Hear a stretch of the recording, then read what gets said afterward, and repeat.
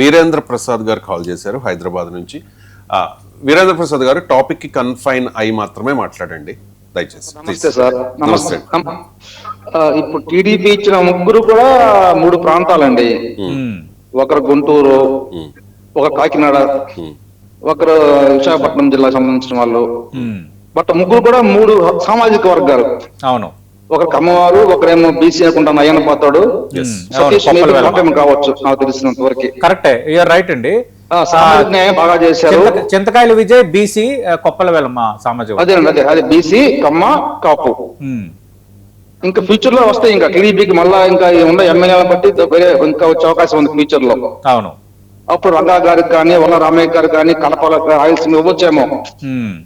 ఉన్నాయి తక్కువే కాబట్టి ఇప్పుడు బాగానే ఇచ్చారు మా అభిప్రాయం. అంటే వీరేంద్ర ప్రసాద్ గారు, ఇక్కడ ఏం జరుగుతుందంటే చింతకాయల విజయ్కి ఖచ్చితంగా ఆయన అర్హత ఉన్న వ్యక్తి, తెలుగుదేశం పార్టీకి కీలకమైన వ్యక్తి, రాజ్యసభ యూత్ కి ఒక గుడ్ సిగ్నల్. నేను పార్టీ పరంగా ఏమనట్లేదు, కానీ ఉదయం నుంచి ఒక చర్చ ఏం జరుగుతుందంటే, గతంలో ఆయన చిరంజీవిని ఉద్దేశించి వాడు వీడని మాట్లాడిన వీడియోని మెగా అభిమానులు మళ్ళీ తెర ముందుకు తెచ్చారు. ఇప్పుడు సార్ అందరూ ఏదో టైంలో అందరూ ఏదో అనుకుంటారండి.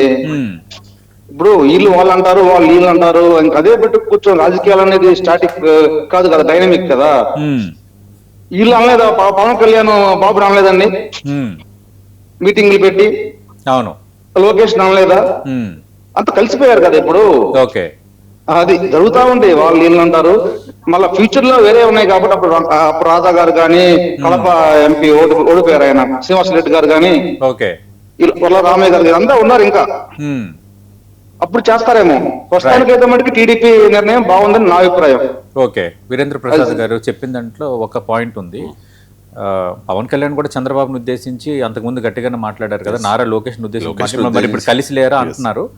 కరెక్టే, అప్పుడు శాశ్వత మిత్రులు శత్రువులు ఉంటారు కదా. కానీ అంటే ఈ లాంగ్వేజ్ లో కొంచెం దౌర్భాగ్యుడు, వాడు వీడు అంటూ కొంచెం తక్కువ చేసి మాట్లాడటం పైన కొందరు మెగాభిమానులు దాన్ని ఇప్పుడు వీడియోని తెర ముందుకు తెచ్చారు. మరి చూద్దాం, అంటే తేవటం వల్ల ఉపయోగం లేదు, కానీ ట్రోలింగ్ అవుతుంది, ఇష్యూ అవుతుంది కాబట్టి మనం మాట్లాడుతున్నాం.